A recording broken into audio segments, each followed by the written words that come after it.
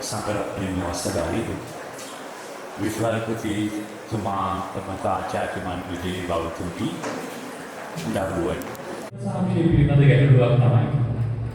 ඉතින් මේ දරුවෝ කවුරු තේරුම් ගන්න ඕනේ අම්මලා වෙන්න කලින් කෙල්ලෝ වෙලා ඉන්නේ. ඒගොල්ලන්ට අත්දැකීම් තියෙනවා නිකම් නා කියලා. හරි. අද ඉතින් අම්මලා වැඩේ කියන්නේ ටිකක් ළමයින්ට බයයි. බය ගන්නගෙන ඔයගොල්ලෝ මොනවද දන්නේ? ඒ අම්මට SMS ගහන්න ඕන වුණාම දුර කියලා ගසලා අම්මට බෑ. ඒගොල්ලෝ එන්න මේගොල්ලෝ ඉන්නේ මුරුගා තියෙන. දැන් අම්මා ගිහිල්ලා කෑම එක බෙදලා දෙනවා දුවේ කෑම කාලා ඉන්න. කන්න තියන්න. ඔන්න කල්පනා කරලා බලන්න මේ නව යෝගුගේ ළමයි කියන්නේ කියන්නේ. ඉතින් අම්මා කෑම එක දෙලා වහලා. ටික වෙලාවක් නැගිලා බලනවා කාලානේ.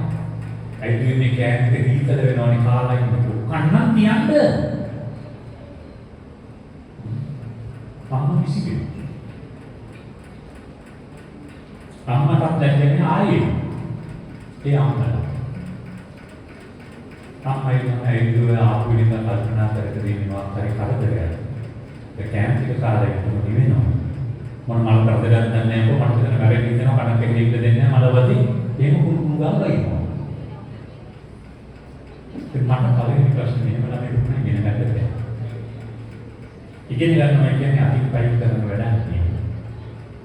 අපේ මානසික නිරාකුරතාව ඉගෙනීමට අවශ්‍යයි.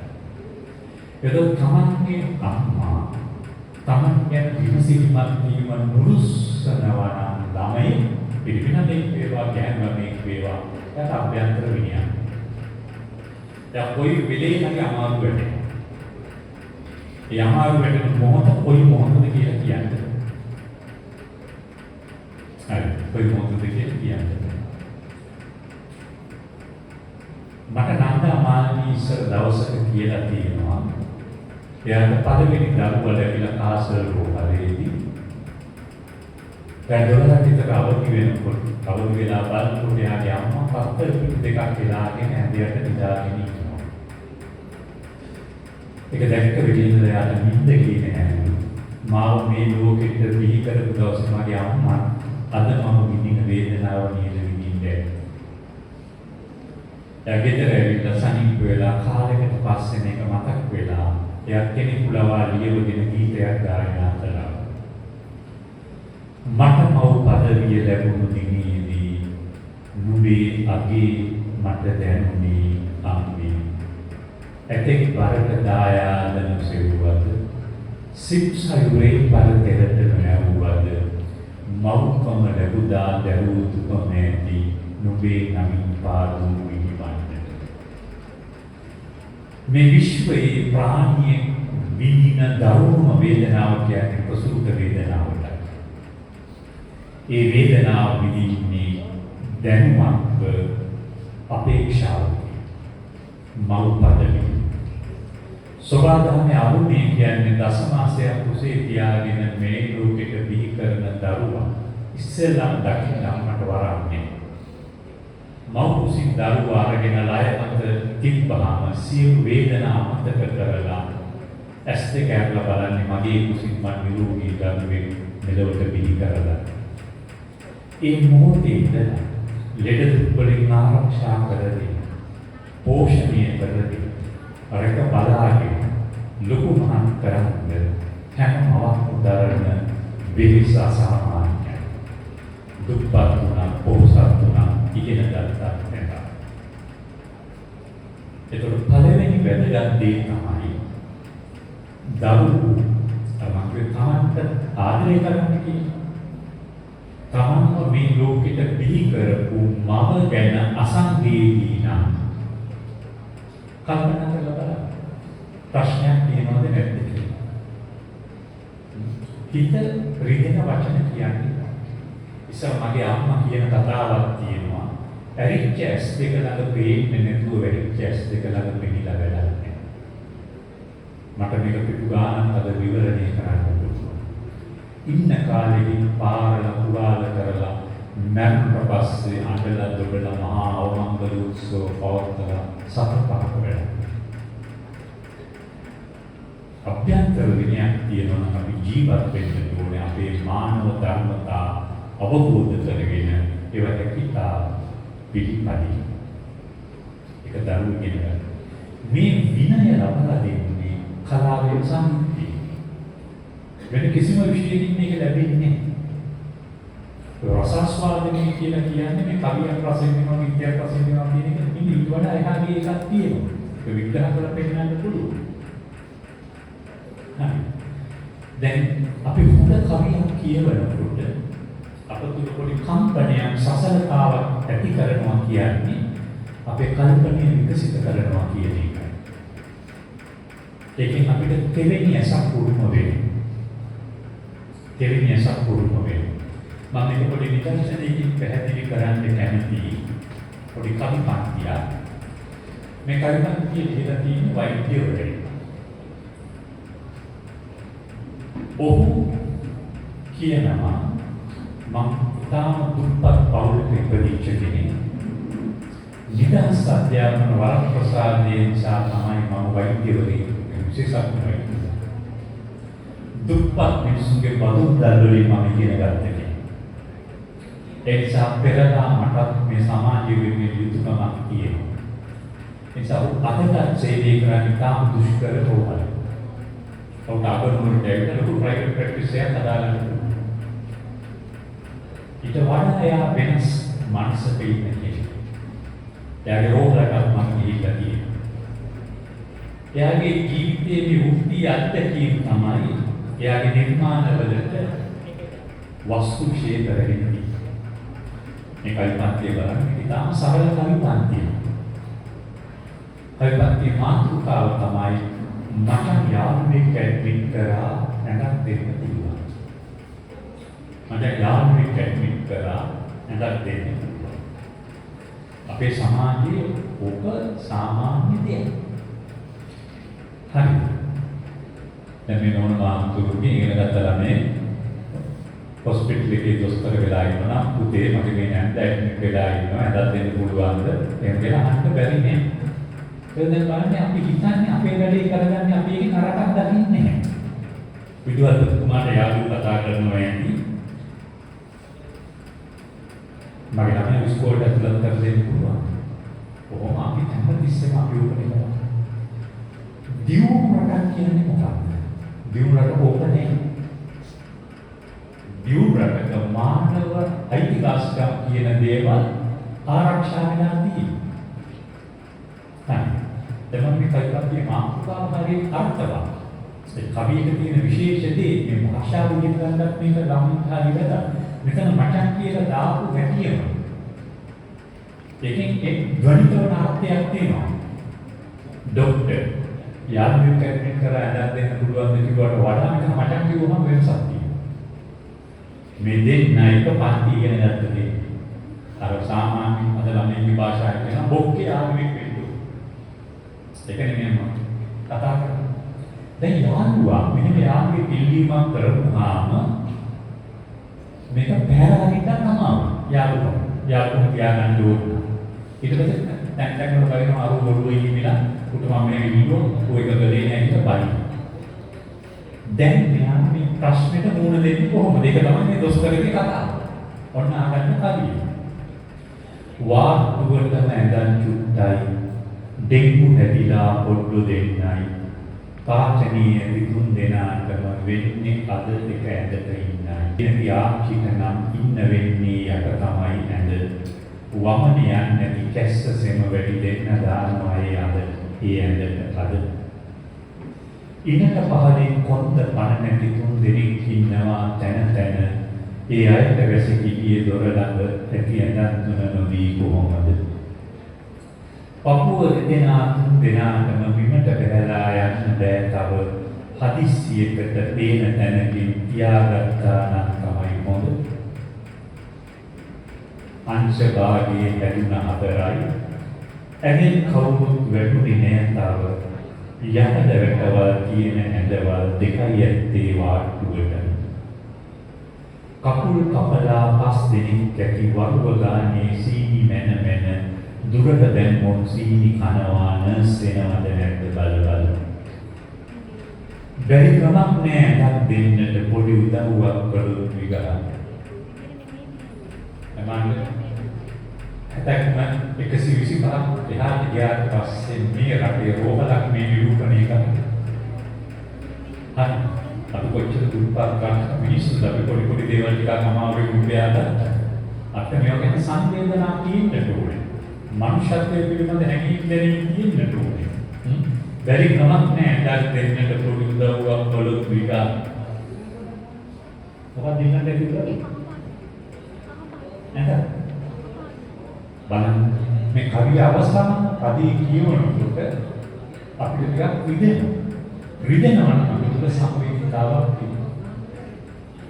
බැරි කමක් නෑ දත් දෙන්නට පොඩි උදව්වක් කළොත් විතරට ඇඳෙන බස්සන කෙනා කවුදයි උඹම ඇවිලි කියනවාද මට. ඇඳෙන බස්සන කෙනා කවුදයි උඹම ඇවිලි කියනවාද මට. යාළුවට යාගේ රෝහල ගැන විස්තරයක් කියනවා. කියලා හරි මම හදන්න දෙන්න.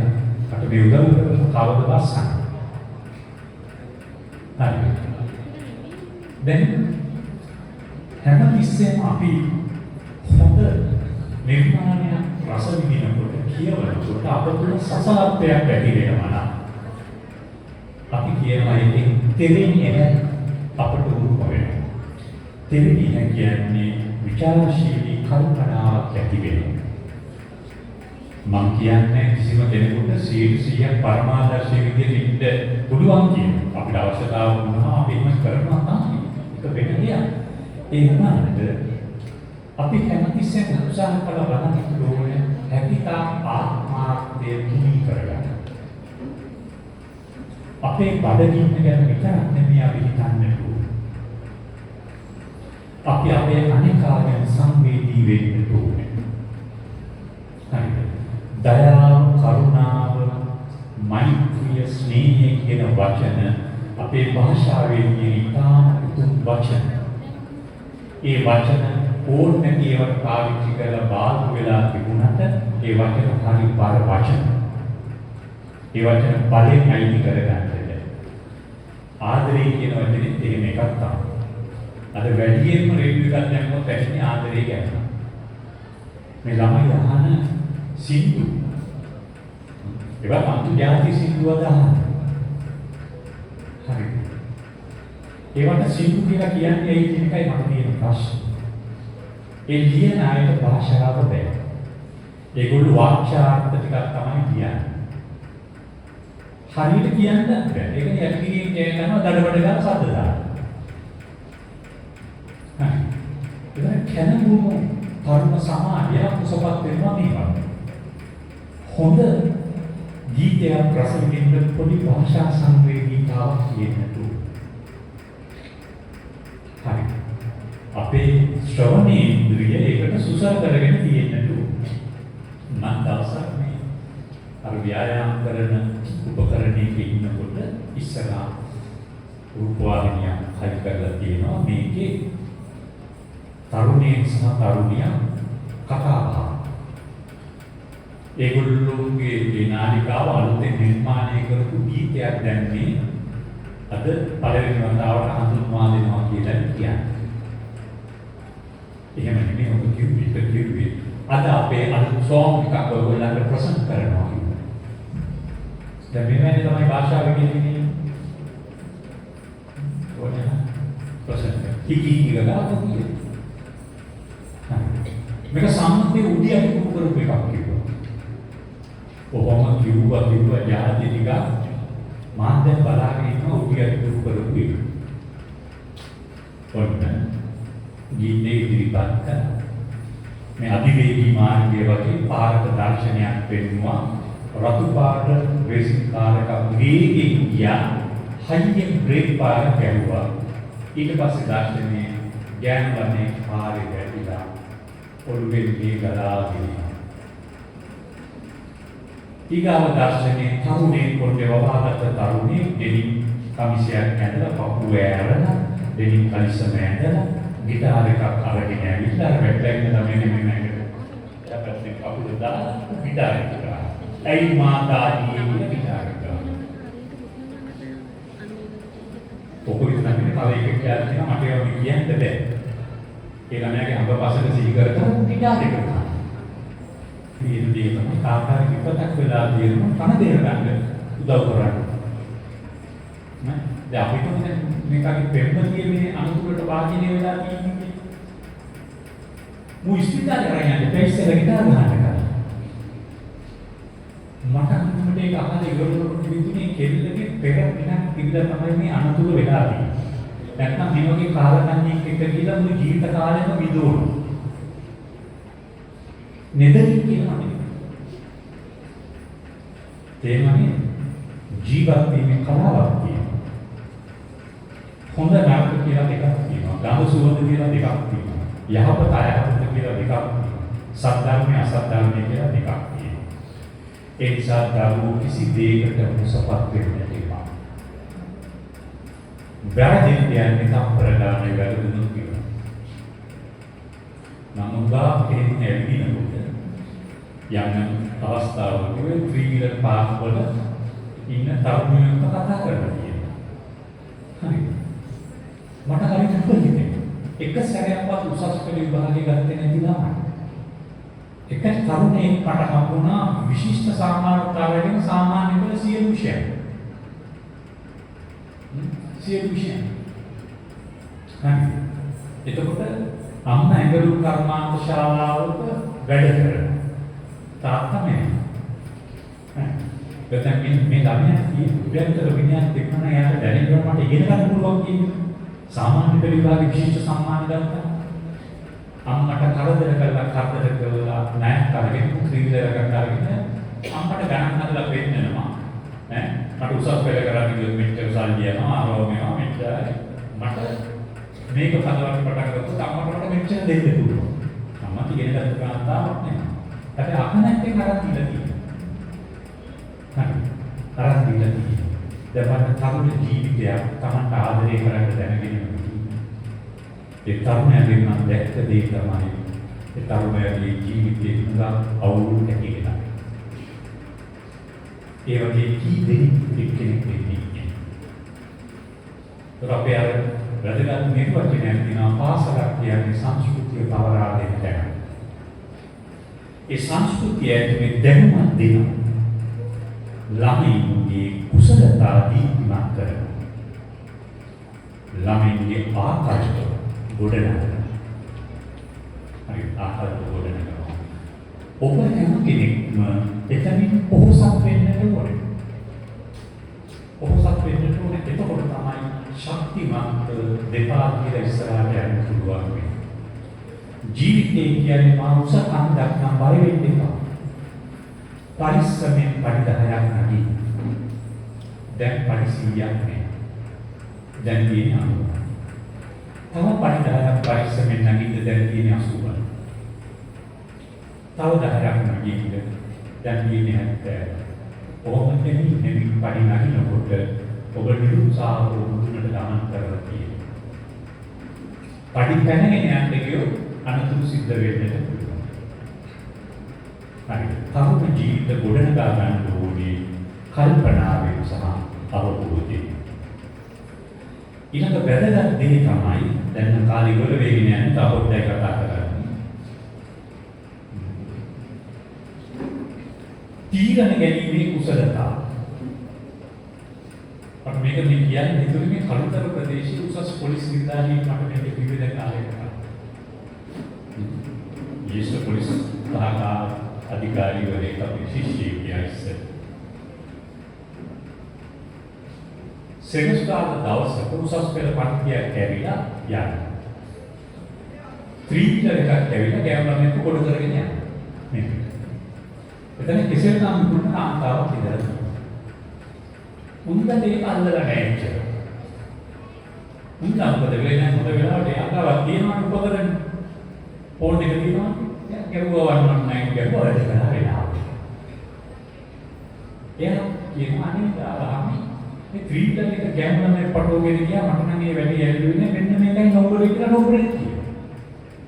බලන්නතර විභාග පාස් නොකරනට ඒගොල්ලෝ අධ්‍යක්ෂක වලින් පොසත් කහපාට ත්‍රිවිලර් එක ගියනවා පොලිසිය කෙනෙක් වගේ. කහපාට ත්‍රිවිලර් කොච්චර තියෙනවද? රතු පාට එක ගියනවා මෙන්න මේකයි යා. හැබැයි පොලිසියෙන් ක්‍රියාත්මක වෙනවා. ත්‍රිවිලර් පත්තරංගුවට දාන්න. මේ පොලිස් අධිකාරිවරයා කියන මේ ළමයා ගෙනවා. එයා වාඩි කරගෙන කතා කළා ටිකක්. ඔයා කොහෙද ගියේ? දන්නේ නැහැ කිව්වා. කවුද ඉන්නේ? දන්නේ නැහැ. ඇයි ඒකට ගොඩුනේ? දන්නේ නැහැ කිව්වා. දැන් උසස් කියලා මන් තියලා නේ. මේ තවම විස්තර මම මේ නිලධාරියක් කිව්වා. ඒ මාසේ කියනවා මේ ළමයාගෙන් මම අහනවට උත්තර දෙන්නකොට සර් ඇත්තටම මට හිතුණා මට බලයක් තියෙනවා නම් මේ ළමයාව දෙහෙත්නම් විකුණන්න දාලා දෙහෙත්නම් ගාම උසස් පෙළ පන්තියට ලක් කරනවා. ඒ මුන්ට විචාර බුද්ධියක් තියෙනවා. හරි එයාගේ ළමයි කියන්නේ නෙමෙයි මේ කියන්නේ. කාගේ හරි දරුවෙක්. යාම බලාගෙන ඉන්නේ. හරි. ඔබගේ ළමයි දියුණු කරගත යුතු කුසලතාවක් තමයි නිසි තීරණ ගැනීම. නිසි තීරණ ගැනීමට පෞරුෂයක් අවශ්‍යයි. ඒක නැති නිසා තමයි ළමයින්ගේ ජීවිත අඳුර වෙලා තියෙන්නේ. මම ඒකයි තමන්ට ආශ්‍රය කරන්නේ. මම ඉගෙනගත්ත පාසලේ ගේට්ටුව ඇරගෙන ඇතුල් වෙනකොට සරත් වේන ලොකු ගොඩනැගිල්ලේ බිත්තිය කවියක් කියලා තිබුණා. පොඩි කවියක් ලොකු වකුගඩි කියලා. ඒක හැමදේම දැක්ක නිසා මට තේරෙනවා. මට හිතෙනවා අපි ටික ටික වයසෙන් වැඩෙනකොට ඒ කවියේ අරුත අතුවිලා වැඩිලා තියෙනවා. මේකයි කවිය. හොඳ දේ හිතනි. හිතු දේ කියනි. කිව් දේ කරමි. කරමි හැදී. අපි හැමතිස්සෙම ලොකු කුඩා කවුරුත් අපි හැමතිස්සෙම හිතන්න ඕන හොඳ දේ. හොඳ දේවල් හිතන්න. අපි තනියම ඉන්න වෙලාවක හොඳ දේවල් හිතන්න ඕන. අපේ තරහකාරු කරනකොට රෝකට් පාරේ කකුල් කැඩෙන්න ඕනේ ගන්න ඕනේ රෝගන තියෙනකොට එයා මොකද වෙන්නේ අපිට තමයි අනර්ථයේ මේ විශේෂයෙන් අපිව දැනෙනවා. හොඳ දේවල් හිතන්න. ඒක ඔය ආයතනයක මම කියන කතාවක් පවත්වන්නේ ඒක නම් විවෘත තැනක තිබුණේ ඒ ආයතනය මෙහෙම ඉස්සරහා බාබර් දේශීය රෝස මල් ලස්සට වවලා පෞද්ගලික ආයතනය. ඒ දේශනේ හැන්ඩල් කරගෙන වැඩි හිටියා. පොඩි ගෑනු ළමයෙක් හිටියා අවුරුදු 7-8 විතර ගෑනු ළමයෙක්. කියලා මෙතන එයා දැම්මා මෙහාට දැම්මා මම මට පේනවා කතා කරනවා කියලා. අවුරුදු 70ක. මම කියන්නේ සැකයක් කිව්ව දවසක්. මේ ළමයි පොඩුවක් අරගෙන බලන්න හිටියා. ටිකක් දාපි කොහොමද මේ ළමයා බාබර් දේශේ මල් වලට ගහගෙන ගියා. බෙලි කපලා වැටෙන්න ගහනවා වගේ ඔක්කොම අයිතික කැඩලා. මම කල්පනා කළා ඒ ළමයාට මොන අනර්ථයක් දේමල් දුන්නේ. එයා ඒක විනාශ කරන්නේ. ඒ මල ඉම්බනන් ගියා. ඒ මල අත ගියා. ඒක විනාශ. එයා ඒ මල විනාශ කළේ. විනාශ කළේ. දැන් පොඩි ළමයාගේ මනස මොනතරම් විපරීත වෙනවද? ඒ ළමයාට කැමති නැති ළමයි. ඒකයි ඊටාරයාගේ තියෙන්නේ. ඒක දරුවෝ හැම වෙලාවෙම හොඳ දෙයක් ගැන හිතනවා. හොඳ දේ හිතන්නේ කාටවත් අනර්ථයක් වෙන්නේ. දෙවෙනි එක තමයි තමන්ට අවංක වෙන්න ඕනේ. හිතු දේ කියන. අද හොඳ දෙනෙකුට හෘද සාක්ෂියක් නැහැ. අවංකයි. හැම තිස්සෙම තමන්ට අවංක වෙන්න. හොඳ දේවල් හිතන්නත් ඕනේ. හිතපු දේ කියන්නත් ඕනේ. තුන්වෙනි එක තමයි ප්‍රායෝගික කටයුතු වලදී සත්‍ය ගෞරව වෙන්න ඕනේ. කිව් දේ කර මේ තුනම අද නැහැ කියලා කියන්නේ අපේ සමාජය. අවසාන වශයෙන් මේ තුන සම්පූර්ණ නම් චරිතය ගොඩ නැගෙනවා කියන්නේ. හොඳ දේ හිතු දේ කිව් දේ කරමින් හැටි. ඒ තමන් තුළ අභ්‍යන්තර විනයක් හදාගන්න. අභ්‍යන්තර විනයක් කියන කෙනෙක් තමන්ට අනර්ථයක් කරගන්නේ නැහැ. අනුන්ට අනර්ථයක් කරන්නේ. ඉතින් මේ දරුවෝ තාම හොඳට මට අහුම්කම් දීගෙන ඉන්නවා. මට ඕන තරම් වෙලා කතා කරන්න පුළුවන්. ඒ වුණාට මම ඊට වඩා කතා කරන්න බලාපොරොත්තු වෙන්නේ. තව ඉදිරියට තාම චිත්‍ර අංග දරුවෝ ඉදිරිපත් කරන්නට බලාපොරොත්තු වෙන්න ඉන්න බව මම දන්නවා. ඉතින් මම විශේෂයෙන්ම සතුටු වෙනවා මේ වගේ ලොකු පාසලක සෞන්දර්ය කලාවට විශේෂ අවධානයක් යොමු කරලා තියෙනවා. ළමයින්ගේ මනස විතරක් නෙමෙයි හදවතක් පෝෂණය කරන්නට ඕන. විපතකදී සසල වෙන ළමයි අපි හදන්නට ඕන. දයාව, කරුණාව, ස්නේහය කියන ගුණ ධර්ම වලින් පොහොසත් ළමයින්ව අපි නිර්මාණය කරන්න ඕන. ආත්මාර්ථය මඩනාලද හැකි සෑම අවස්ථාවකම තමන්ට වග වන කටයුතු කරන්න පුළුවන් දරුවෙක් තමයි ඉදිරි පියවර තබලා සාර්ථක ජීවිතයක් ඉදි කරගන්න. ඔබ හැම කෙනෙකුට මේ අවකාශය තියෙනවා. ඔබ හැම කෙනෙකුට මේ අවකාශය ඉගෙන ගන්න ඉස්සරහට යන්න ආර්ථික ප්‍රශ්න බාධාවක් කියලා හිතන්න එපා මොහොතකට. ඔබට කතා කරන මම ලංකාවේ පිටිසර ගම ඉතාම දුප්පත් පවුලක ඉපදිච්ච. තාම දුප්පත් පවුලක ඉපදිච්ච. අපේ පවුලේ සාමාජිකයෝ ගොඩක් ඉන්නවා. මම පවුලේ බාහිර අටවෙනි. මම පස්සේ ඉපදිච්චලා ගියා. ඒකට මම ඉගෙන ගන්න කාලේ අපේ පවුලේ කොහොම ඉගෙනගෙන පවුලෙන් වෙන වෙලා තාත්තකදී පාපුච්චන ප්‍රසාර කරේ හෘදයාබාධයෙන් තාත්තා ගියා. පුදුමාකාර විදිය ආර්ථික පීඩාවට ගොදුරු වුණා. හැබැයි අර පොඩි කාලේ ඉඳලා පොතපත කියවපු එකේ වටිනාකම ඒ නිරුත්සාහකවට බලපාපු හැටි මම නමේ පන්ති හෝ 10 පන්ති ඉඳි දේවකාණී කියන දාර්ශනිකයාගේ පොතක් කියුවා. ඒ පොතේ එක වාක්‍යයක් තිබුණා. හැම මිනිහෙක් ඇතුළේම යෝධයෙක් ඉන්නවා. හැබැයි මිනිස්සු දන්නේ නැහැ ඔක්කොම ටිකක් ඉන්නවා. මට ඔබ අමෙරිකට අල්ලලා ගියා. හරි. මොකක්ද මගේ ඇතුලේ ඉන්න ඕන යෝධියෙක්. හරි. මම මේ යෝධයාව එළියට ගන්න ඕන කියන හිතුවා වෙන්නට ඇති. දැන් මම හිතුවා තමයි කොහොම හරි. මම කිසි වෙලාවක ඉස්සරහට පස්සට අඩිය තිබේ. මට තිබි පීඩනය නිසා මම පළවෙනි වතාවට උසස් පෙළ විභාගයේ අසමත් වෙනවා. හැබැයි මම දෙවෙනි වතාවට විභාගෙට වෙදී. කවුරුත් කියලා නෙමෙයි. අර පොතපතේ ඉගෙන ගත්ත දෙයක් තිබුණා. එක සැරයක් වර්ධිනවා කියන්නේ බැහැ කියන එක. තව සැරයක්. ඒ සැරේ විශ්වවිද්‍යාලයේ තේරෙන්න ලකුණු මම තුන්වෙනි වතාවට වර්ධිනවා. තුන්වෙනි වතාවට ඉඳලා දිස්ත්‍රික්කයේ 21 වෙනියට ලකුණු අරගෙන සමත් වෙලා ලංකාවේ ප්‍රධානම විශ්වවිද්‍යාලයකට ඇතුළත් වෙලා පළවෙනි පන්තියේ සාමාන්‍යයක් ලබාගෙන එතන ප්‍රතිආවට බැඳිලා ඉතාම අඩු වයසකදී මහාචාර්ය පදවියටපත් වුණා. මම කිහිලි කරුවලින් නැගිට කෙනෙක් නෙවෙයි. මගේ ශක්තියෙන් මම නැගිට කෙනෙක්. කොහොම හරි මගේ අපේ පොඩි හරි යෝධයෙක් ඉඳුවම ගෙවිල අරගෙන කියනවා කියලා මට හිතෙනවා. අද ළමයින්ට මම හොඳට දන්නවා මට තිබුණු ප්‍රශ්න නෑ. මට තිබුණු ප්‍රශ්න. ළමයි ප්‍රශ්න හදාගන්නවා ඒක වෙන දෙයක්. ඒ හින්දා මේ දරුවෝ නාස්ති වෙන්න එපා. නාස්ති වෙන්න ජීවිතේ වටිනාකම කියන එක හොඳට අතපය ඇතුළ නිරුපද්‍රිතව හැදිලා තියෙන එක. හදලා තියෙන එක. ඔය වයසට ඇවිල්ලා තියෙන එක. ඒක අවප්‍රමාණ කරන්න එපා. ඉතින් මම සුබපතනවා මේ සියලු දරුවන්ගේම ජීවිත සර්ව ප්‍රකාරයෙන් සාර්ථක වේවා.